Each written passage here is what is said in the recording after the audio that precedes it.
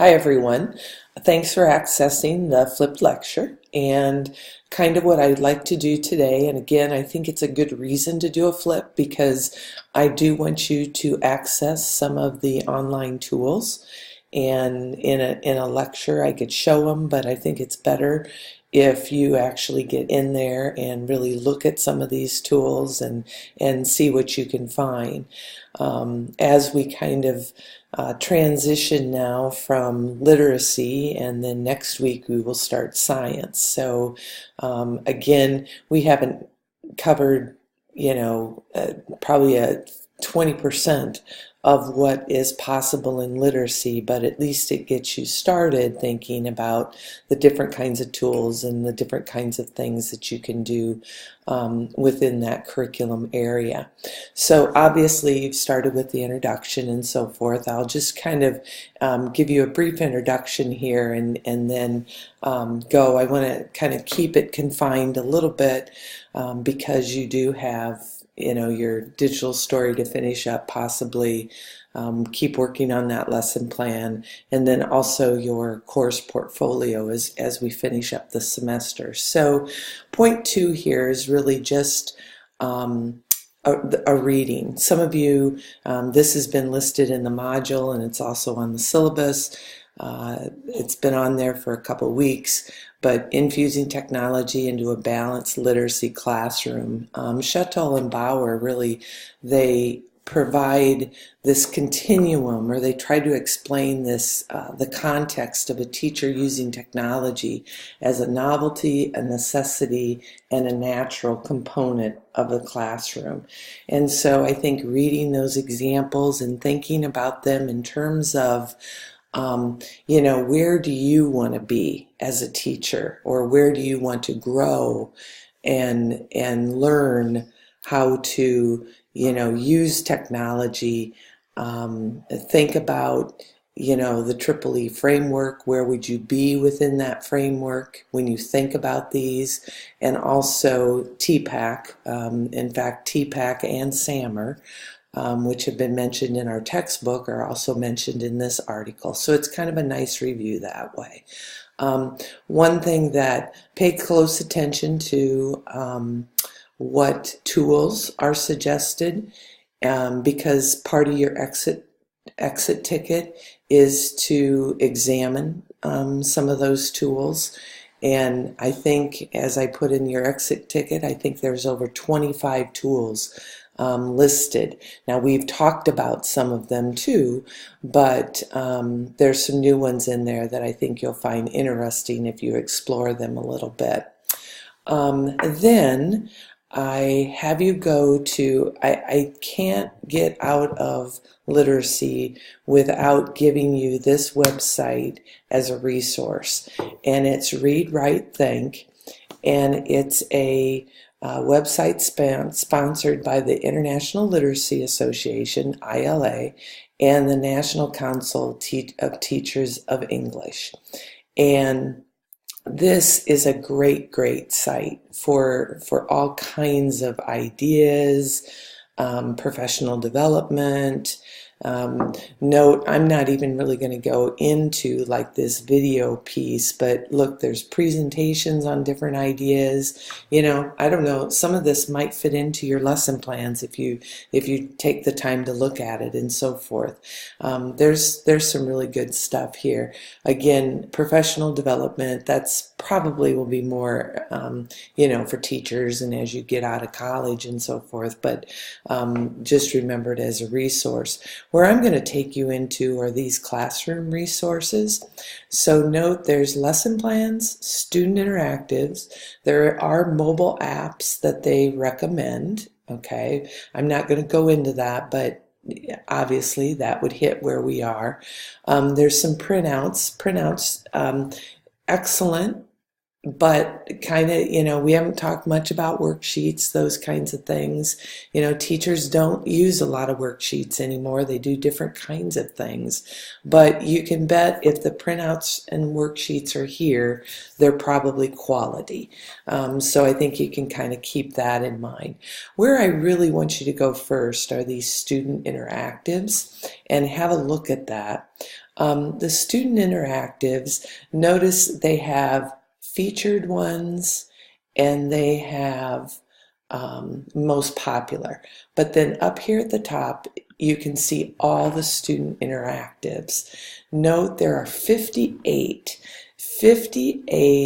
different, just they're online interactive tools for literacy that have been developed for specifically for literacy instruction, and you can see the grade bands for each resource and so forth.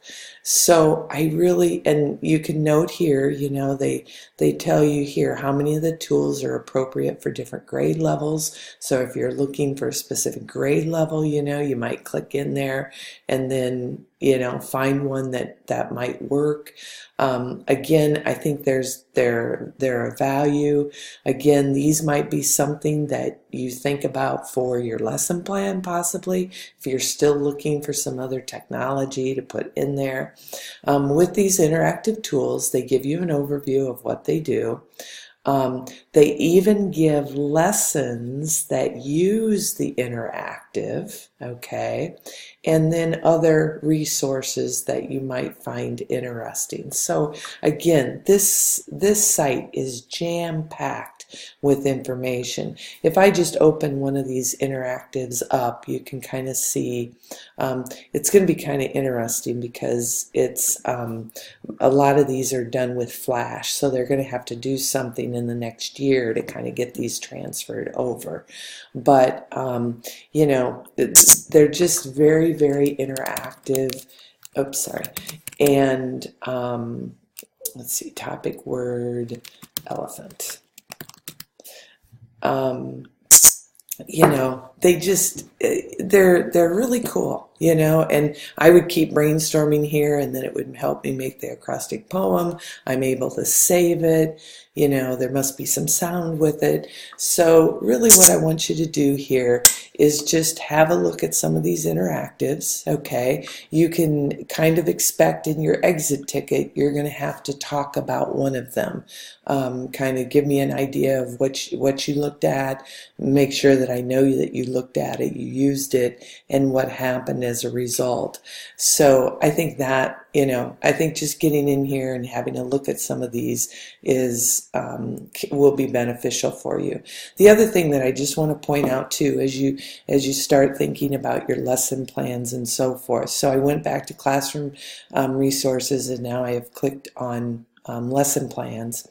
And within these lesson plans, I think if you're still thinking, okay, I'm not sure what I want to do for my lesson plan, I'm not sure, just seeing examples again, I think will help you with this. And so maybe I'll just go, this is a 912. I don't want to go in there. Sorry. I want to get one that is at your grade level. Well, here, website planning in a bilingual classroom. Okay. How these are structured, they start with a preview. Note overview. We asked for an overview in our lesson plan. So these are great models of how you would write that up. Okay. In this lesson plan, note they're giving their references, which you have to do the same. So, if you get your ideas or get materials and so forth, make sure those are listed. On ours, they're in the lesson plan as well. Click on this tab. These are the standards. Now the standards, and again, here I could go to Iowa, and then it would show me these are all the standards that basically align with this lesson plan. These are also the national standards that align with the lesson plan. Okay, so that's a nice example of that. Resource and preparation. So this is the materials, what you need.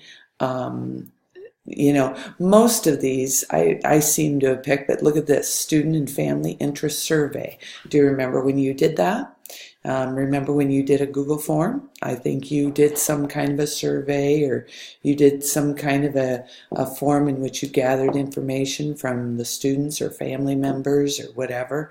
So again, all this can kind of come into a plan very easily. A lot of these have those interactives built in too. I just happened to pick one that didn't, okay? But if you look at others, the interactive things are in there too. Here's what they're calling instructional plan. Here are student objectives. This is like our I can statements. And then here are their step-by-step procedures. Now notice a lot of these lessons, notice they're very detailed. You know, I think we're expecting the same of ours.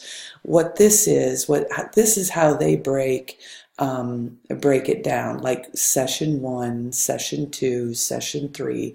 In our lessons, we're really only requiring like one day, one session, but I know some of you are working on, you know, multiple. That might be a nice way to break it up if you're doing that. Then just related resources, you know, that kind of thing, and then if there's any comments. But I just show you that because I just think it's a good opportunity for you to read a couple of those lesson plans, especially those instructional plans. Just read through a couple of them and see how they do it. And, you know, think about your pedagogical approach, your instructional strategies that you're going to use, and those kinds of things. The only thing that lets me down on this lesson, in this whole deal, is assessment. They don't talk a lot about assessment, and really there should be an assessment component in these lesson plans that are assessing in this case, the objectives. So that's what we talked about, you know, on Tuesday. So just keep that in mind as you go through it. Okay, so that's really all that I need to introduce you to, or just kind of get you started. The reading, exploring that read, write, think. And then your exit ticket, just be sure you have everything done by Sunday night, and I think we'll be on track, and I'll see you again next week. Thanks a lot.